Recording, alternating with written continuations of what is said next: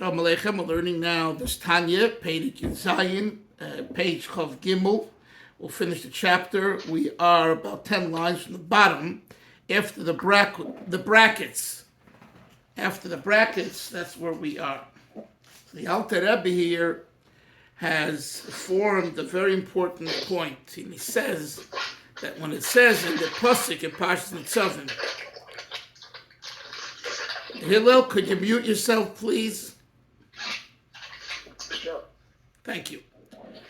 And it says, when it says in Parshas Nitzavim, Ki korev elecha adavim yoid beficho v'ovavcha la'asosei, for this thing, the Torah and mitzvahs is near you in your mouth, in your heart, and in your action. The heart here doesn't just mean thought; it means a heart that's been that's relevant to action. It's as though it says, stop, pause. The type of control that you can control, and therefore it's close to you, and it's very close to you, is not the feelings of real love and passion for God, which we call Ava B'Hid Galut. That's not the average person's ability.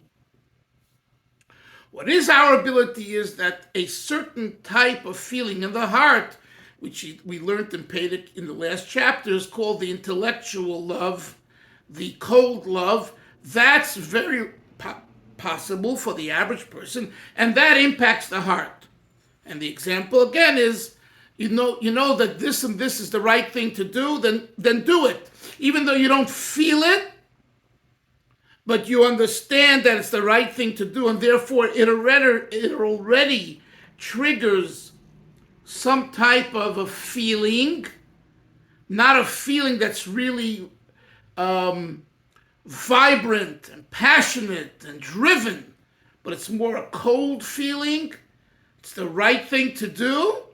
That will lead you to do the right thing. And that's what a Beinoni does, the right thing.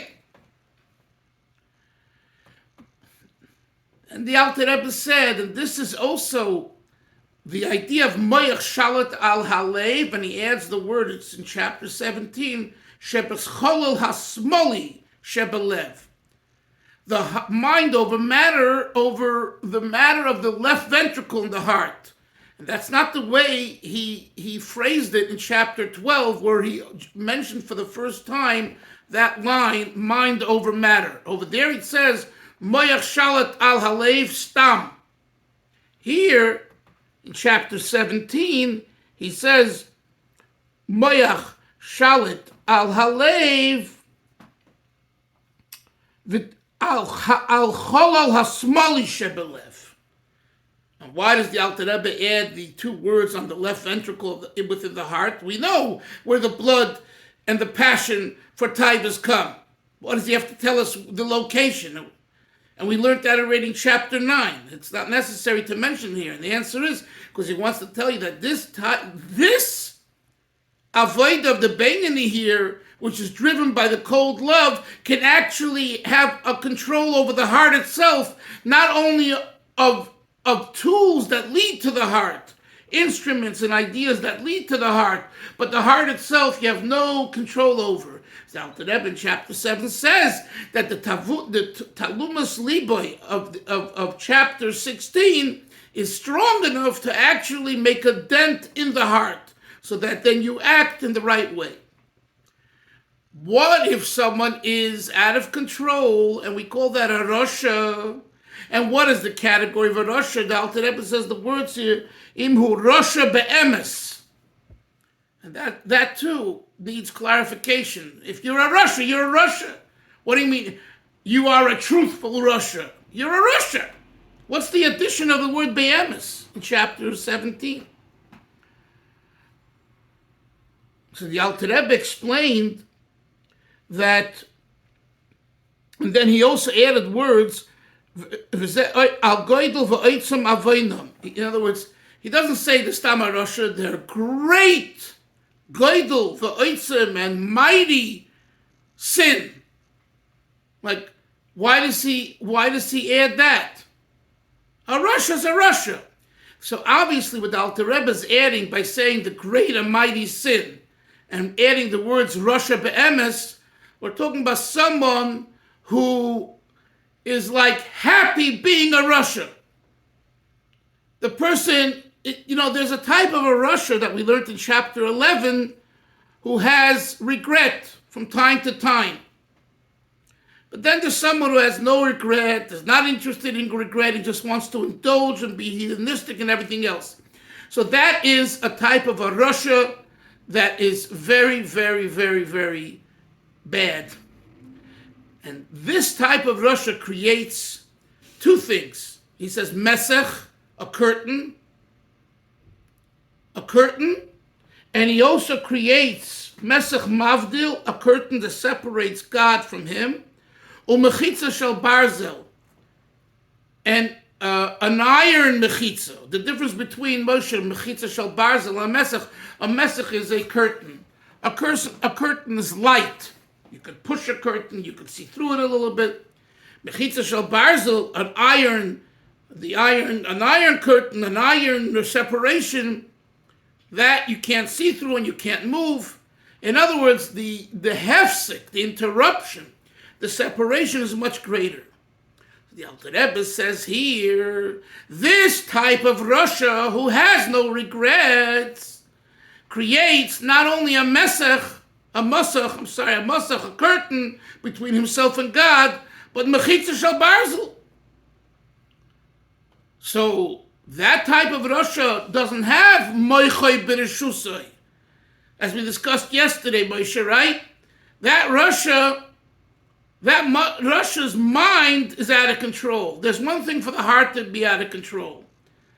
And that's why the field of cognitive therapy says even if your heart's out of control, if you can work on the cognitions, it'll change the behavior. What if your cognitions are messed up? Then we're in real trouble. There's two concepts brought in Chassidus called Timtum HaMoach and Timtum HaLev. We've learned about these ideas in the past. The jading of the heart is leiv, Timtum HaLev, and then there's Timtum HaMoach, the jading of the Moach. What's Timtum HaLev? Timtum HaLev is you learn and you daven and you do mitzvahs and everything else, and you feel like a stone. You feel like lifeless. You don't feel passion. You don't fright. That's Timtum HaLev. That's one problem. What's the solution for that problem? There are various things brought in the Sforim. But one thing is, get your mayach to think more seriously about the situation, and then you'll see your heart will start developing a feeling. But what if you have timtum hamayach? You have the jading, clogging, the sluggishness of the cup, of the brain, then we're in big trouble. Because you can't say, meditate, reflect, contemplate. My cup, as we say in Yiddish, is verstopft. My head is clogged. I can't think. It's verstopft. And by the way, it's explained in the Sforim where that comes from too. That comes from an immersion of shtus in your cup. In particular, Chochmas Chitzonius, chapter 8 in Tanya. Secular studies up to the point where it's not used for godliness and holiness and parnasa, but just philosophies and things like that, creates Timtum HaMoach. And that's why the Rebbe was not a proponent of going to university and college, especially during his days in the 20s, 30s, etc., in the University of Berlin and Sorbonne and things like that, which he was there just to get a degree. He wasn't there as a student, whereas Rabbi Soloveitchik was there to receive a PhD, which he got in 1930 or 31. The Rebbe's position was, even later in America, and he wrote so many letters to people, was besides the issue of Bittul Torah, which is a serious issue you have to look at if it's Bittul Torah, and besides the issue of the mixing of the genders and non-sneeze issues, there is the philosophical issue. The philosophical issues are very, very serious. Now today we laugh at them because, today it's about BDS and trans and all of those and woke. I spoke to a few shluchim a month ago about doing something on the campus regarding my book on Zalman Schachter, And they said, we'd love to, but no one even knows what Zalman Schachter is. No one's interested in this stuff. They're interested in trans and woke.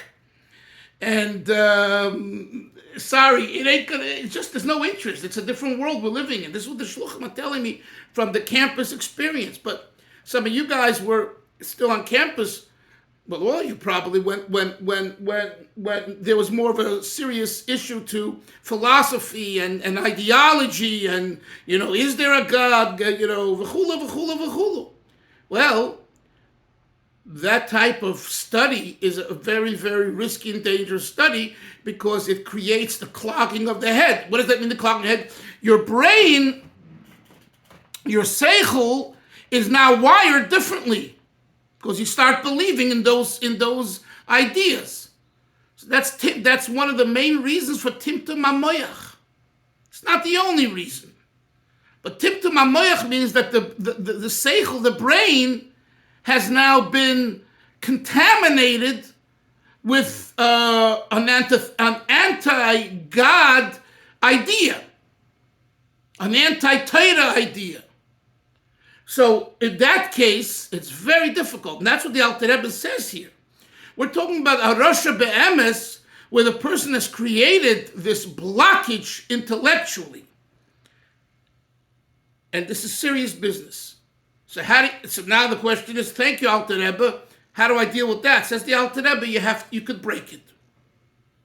Because at the end of the day, what this timtum, what this idea of the moach not being in control, because the moach, the intellect, is blocked, is a cause for the klippa to take over. So the negative force, which thrives on anything that is antithetical to God. So here he has a situation where, great, here I have a customer who believes that Plato and Aristotle and Einstein and whatever else is more true than Torah. So the Klippa says, that's exactly what I want. So the Alter Rebbe then says, so you know what the answer is? You got to break the Klippa. How do you break the Klippa? So he says it here, and then again later in chapter 26, and we'll talk about it a little more then. He says, by shattering yourself. And he bases it on a verse in Tehillim. The pasuk says, Zivchei Elokim, the way you slaughter yourself for God, the way you give away yourself for Hashem, is Ruach Nishbara, through a contrite spirit, which is created by Leiv Nishbar, a contrite heart. So, how do you come to that contrite heart? And the answer is, you have to knock yourself out. And that's what he's going to teach us later in chapter 29, where he gives it's like the Musar chapter of Chassidus, Tanya. But there's a time when you have to knock yourself out. You don't knock yourself out, you're not moving forward. It's a fantasy. It's a fantasy, ultimately, to think I can move forward and still be stuck in my shtus. It doesn't work. It works temporarily, but at a certain point it explodes. And this is Ma'asim B'chol Yoyim. This is happening today in our communities by people with beards and streimlich and everyone. You have to work on the Sur Mirah. And if anyone tells you that the Baal Shem Tov and the Hasidic movement is not interested in Sur Mirah, they're foolish. They don't know what they're talking about. The answer is that first you grease the wheels so that the wheels feel greased, interested in pursuing the path, and then you start learning, you fill yourself up with knowledge, and as you do that, you engage then in a method of Sur Mirah. But without Sur Mirah, the Asay Tov is not everlasting.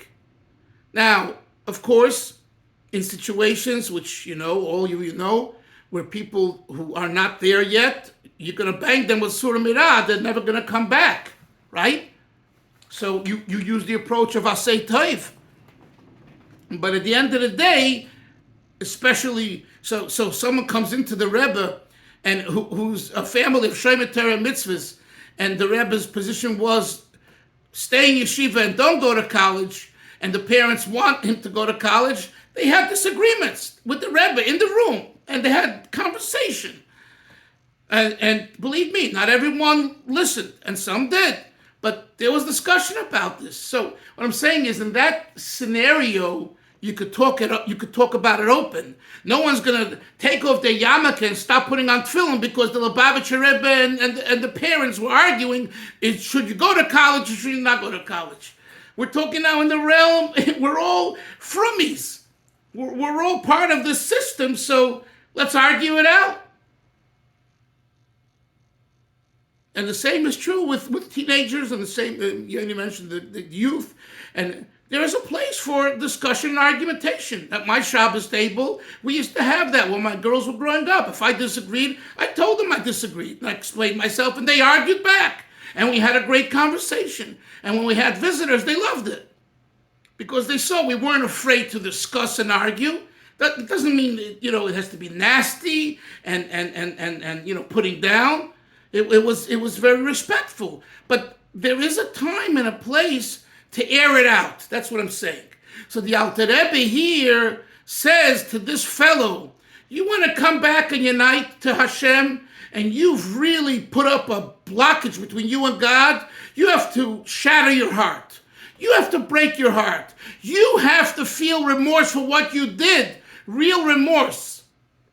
And if it's just playful remorse or verbiage, it's garnished. It's nada. It's nothing. Ephes.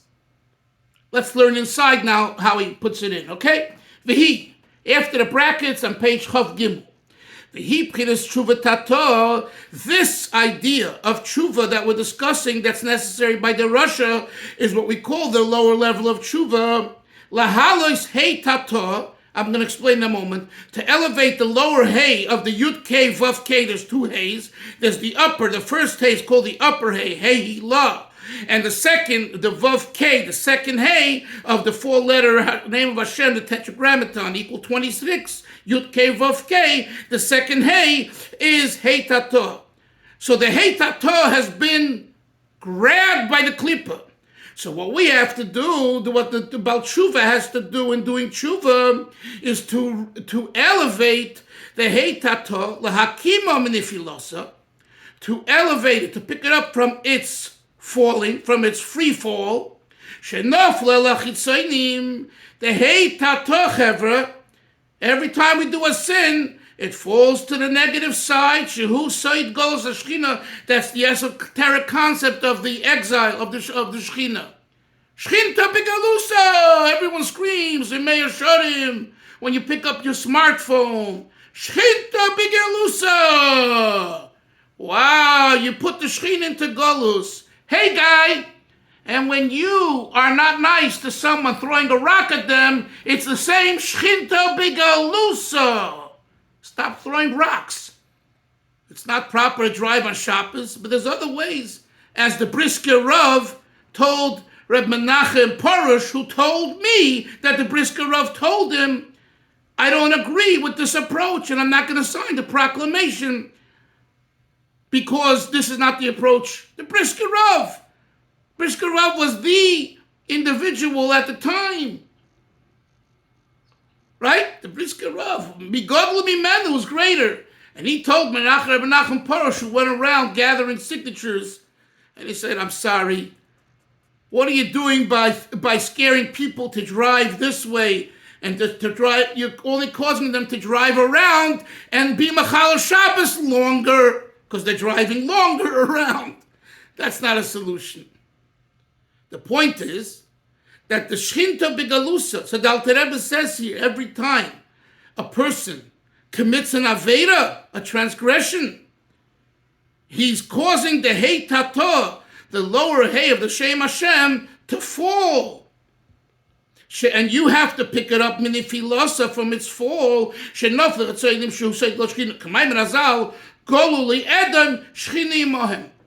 Chazal say, Avi, when we were exiled to Edom, the nation, the non-Jewish nation Edom, the Shekhinah's with us. Why? Why Moshe is the Shekhinah with us? Golule Edom. We committed sins. We were exiled to Edom, to Rome, right? What's this word? Shechina imahem. That's the word. Because the process of exile is that that your Avera causes the Shechina to go into exile. So it comes simultaneously. You can't separate the two. A person might want to think, I committed a sin and God's still here. Hey, my friend, you caused part of God, i.e. in Kabbalistic terminology brought here in Tanya, the Hey Tato.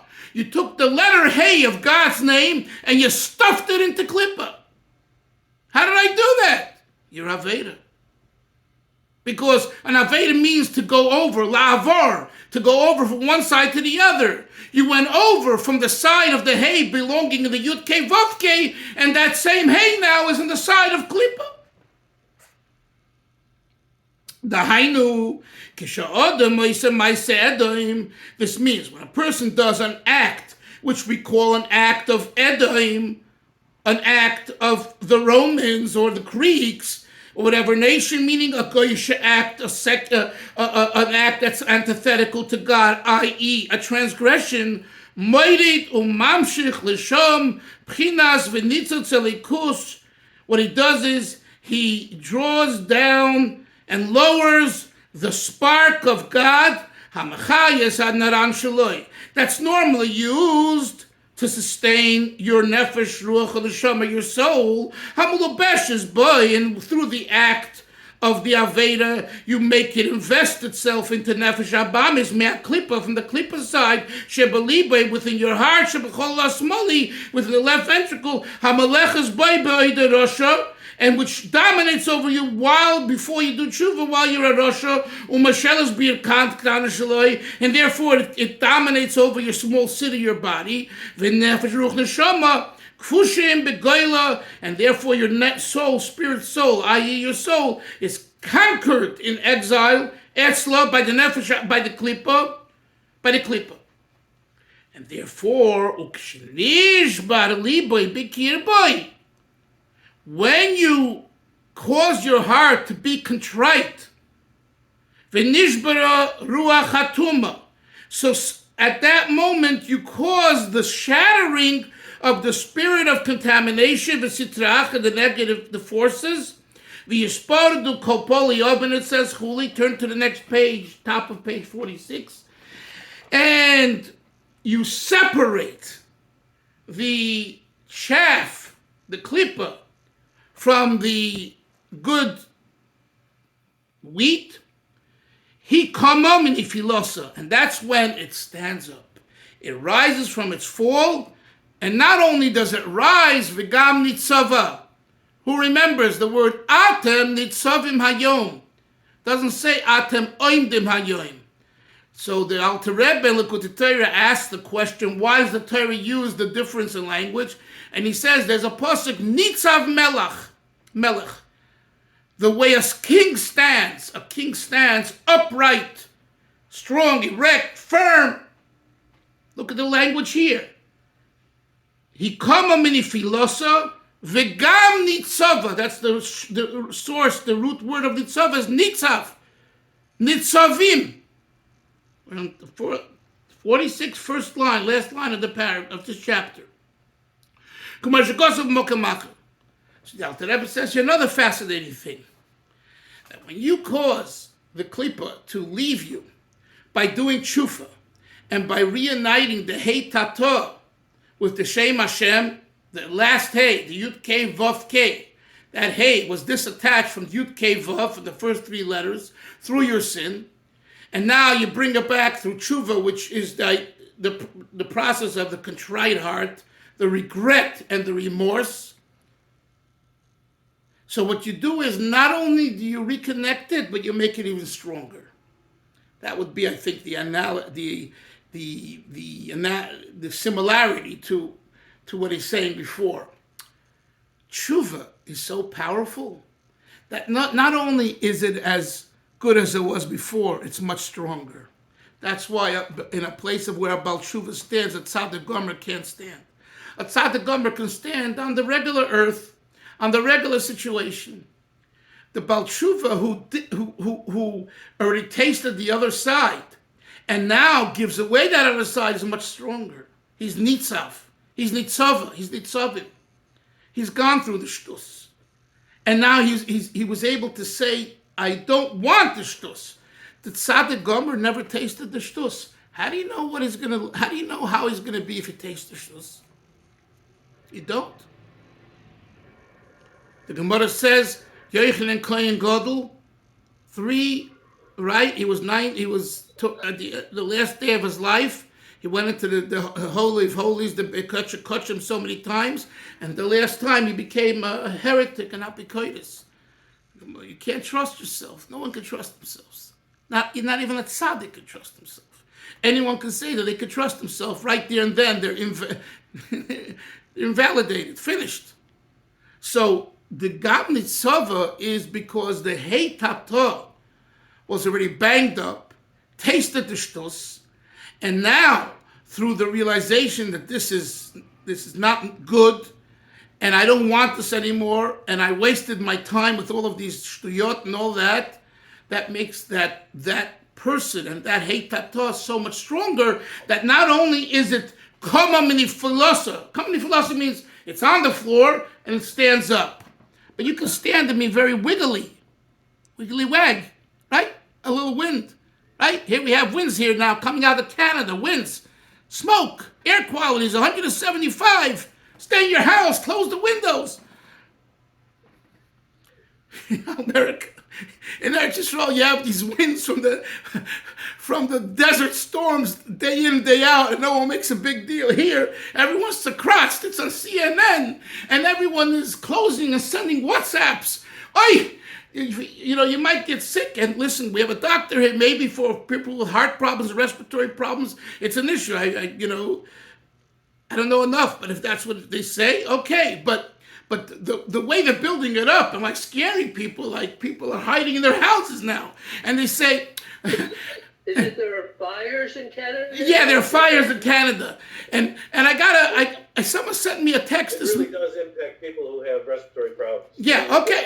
Hospitalizations, the days and the week following heavy air pollution, well-known fact. Right, okay. I agree. But isn't that kind of usual? I mean, like, right now, there's some smoke, okay. They're just blowing it up. I feel they're blowing it up. And they have to, because if not, they'll be sued. And right here in Brooklyn, we have to close the windows. I mean, you have to close the windows. You shouldn't walk outside. I mean, I've been walking outside. I have my windows open, and listen, it's too much to worry about. It's too much to worry about. We're going to stress ourselves out and, God forbid, die earlier from stress. Just relax. The doctor said you got a respiratory system, stay put. Sure. What's the good? Why am I bringing this up? Because the tzaddik is wiggly. It is like a tzaddik. But that's why there's expression tzaddik in pelts. Puts on a fur coat. He's a tzaddik. Take off your pelts. Go into the desert. Go up to Albuquerque. Go up to New Mexico. Go out to Utah. Go out to Chveswu, where it's not Borough Park, Brooklyn, Flatbush, Ramat Bet Shemesh, Yiddishkeit. I want to see what you're made of then. And most will say, no. I'm going to fail. No, and then take the Baal Teshuvah, who tasted all of that and was there and is stark. That's nitzava. Now to go and like the Rambam says, to go past the McDonald's with the treif hamburgers and the smell, or this Chinese food and all of that, and put yourself dafka there, or to walk on a street where there's not sneers and say, now I'm going to show that my taiva has been broken. I'm going to walk in Broadway in front of all the schmutz, and I'm strong. Says the Rambam, you're not allowed to do that. The Baal Tshuva is not allowed to do it. And I would say today a tzaddik's not allowed to do it either, because he's not a real tzaddik. But anyway, once he goes through this nisoyin and he succeeds, he's much stronger, and is not, is not tzikratzt. I mean, and that's why, by the way, in a lot of the Hasidic communities, and probably Litva communities too, but the real starke Litvaks and Hasidim, those kids, those youngsters, those people, because they were so sheltered and not exposed to anything, and that when they see a girl or when they come across a movie, oh, this is good. So they got all tzikratzt, and they become all of a sudden, I want some of that too. Whereas if you experience life in a way where you're frum and you're committed and you're not sheltered to the point where, now I know I've told you the story in Lubavitch with a guy coming for a shidduch and he says, oh yeah, meidel, and he runs the other way. We're talking about a different time. We're talking about 150 years ago in Russia. And also then, it was a whole different, the guy was thinking chassidus. He was like walking to the girl. He has no idea what he's walking to. I mean, that's a different level of a person. You know what I'm saying? It's a different level. The person yeah. Anyway, I got to go too. Sei gesund. We'll see everyone tomorrow. Take care. Shalom. We'll start chapter 18. Bye-bye. Yeah, thank you. Take care.